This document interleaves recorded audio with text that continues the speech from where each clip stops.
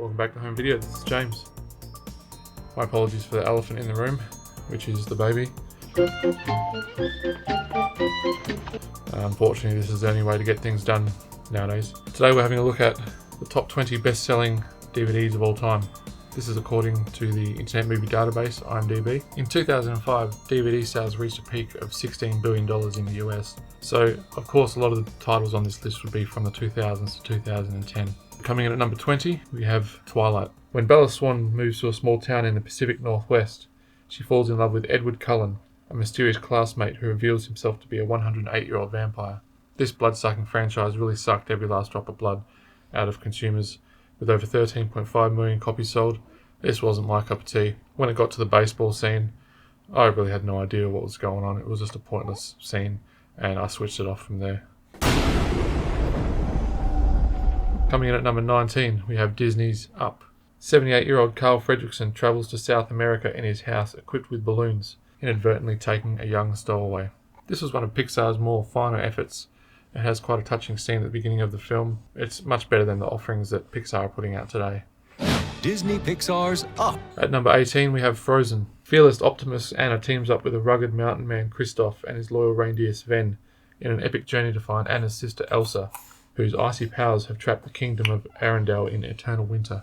You know, kids love this film. I didn't mind it. It wasn't great, but it was huge when it came out, and it spawned a sequel as well. Hang in there, guys! At number 17, we have Lord of the Rings, The Two Towers. While Frodo and Sam edge closer to Mordor with the help of the shifty Gollum, the divided fellowship makes a stand against Sauron's new ally, Saruman, and his hordes of Isengard. This was the second installment in the Lord of the Rings trilogy. It has some great action sequences, and it really helps to move the trilogy along in an epic fashion.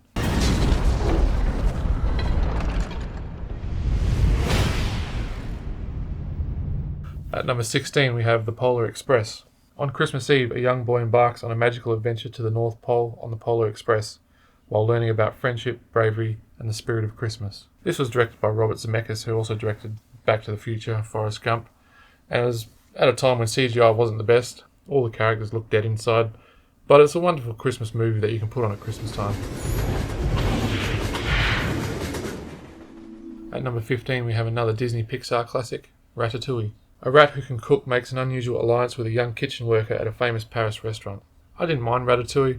For me, it fell flat in a few spots, but overall, it's still quite a decent film. And with over 15 million copies sold, it seems to be a surefire winner with the audience. I don't think any of this would have come up, but we happen to live in Paris, France. Coming in at number 14, we have The Matrix. When a beautiful stranger leads computer hacker Neo to a forbidding underworld, he discovers the shocking truth. The life he knows is the elaborate deception of an evil cyber intelligence. I did enjoy the first Matrix, but I did find that the trilogy seemed to go downhill the further it went along. No one can be told what the Matrix is. You have to see it for yourself. At number 13, we have Despicable Me. Gru, a criminal mastermind, adopts 3 orphans as pawns to carry out the biggest heist in history.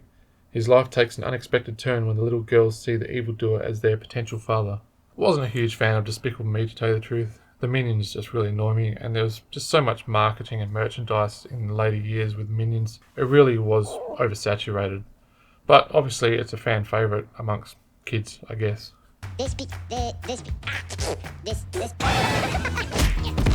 At number 12, we have Star Wars, Episode 3, Revenge of the Sith. As the Clone Wars nears its end, Obi-Wan Kenobi pursues a new threat, while Anakin Skywalker is lured by Chancellor Palpatine into a sinister plot for galactic domination. Nothing compares to the original Star Wars trilogy, not the first 3 or the last 3, but Revenge of the Sith does have some good moments in it, especially when you find out how Anakin becomes Darth Vader.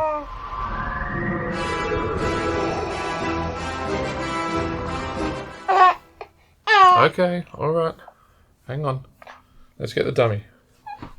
At number 11, we have Pirates of the Caribbean at World's End. Will Turner, Elizabeth Swann, Hector Barbosa, and the crew of the Black Pearl try and rescue Jack from Davy Jones' locker and prepare to fight Lord Cutler Beckett, who controls Davy Jones and the Flying Dutchman. I didn't mind the Pirates of the Caribbean movies. It's decent swashbuckling fun, and it's light-hearted entertainment.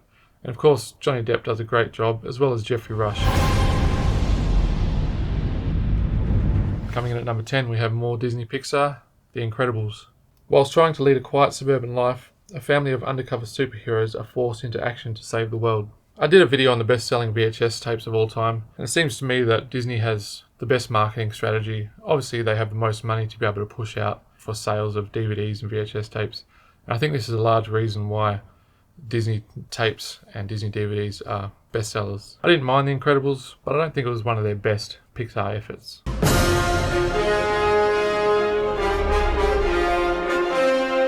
Coming in at number 9, we have Pirates of the Caribbean, Dead Man's Chest. Jack Sparrow races to recover the heart of Davy Jones to avoid enslaving his soul to Jones's service, as other friends and foes seek the heart for their own agenda as well. Like I said before, I don't mind this trilogy, but once again it is Disney, so the marketing for sales would have been through the roof, and you can understand why this makes the top 10 list. At number 8, we have Pirates of the Caribbean, The Curse of the Black Pearl. Blacksmith Will Turner teams up with eccentric pirate Captain Jack Sparrow to save Elizabeth Swann, the governor's daughter, and his love from Jack's former pirate allies, who are now undead. I don't really need to say much more about this. Moving on. Pirates of the Caribbean, The Curse of the Black Pearl. Coming in at number 7, with over 17 million copies sold, we have Transformers. An ancient struggle between two Cybertronian races, the heroic Autobots and the evil Decepticons, comes to Earth with a clue to the ultimate power held by a teenager. I don't really care much for morphing cars or the Transformers movies, but the original Transformers was held together quite nicely by Shia LaBeouf and, I guess, Megan Fox. Bring it!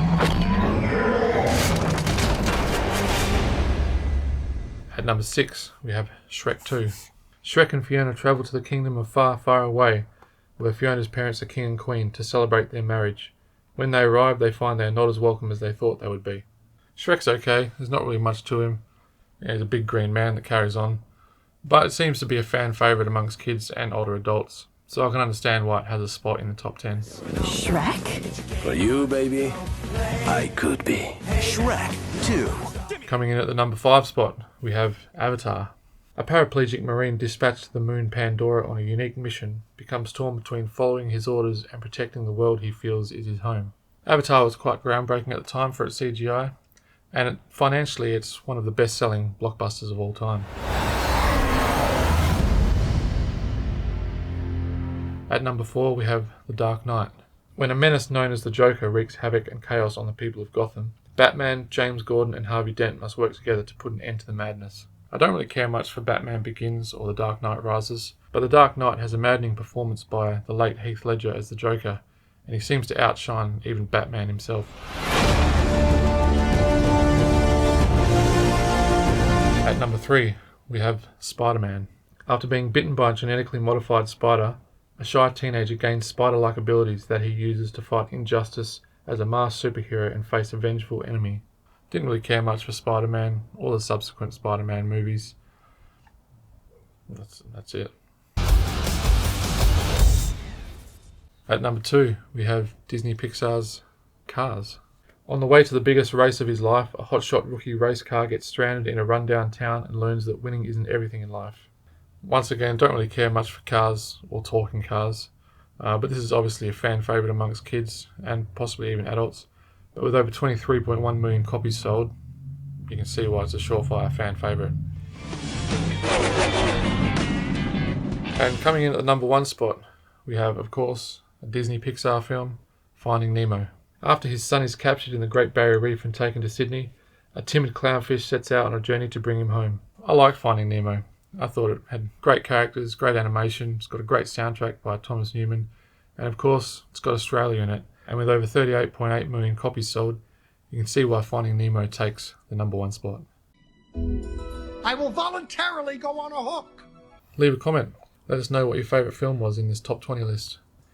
As always, thanks for watching. Please subscribe. And until next time, the store's closed. Let's get to bed, hey? Let's go to bed.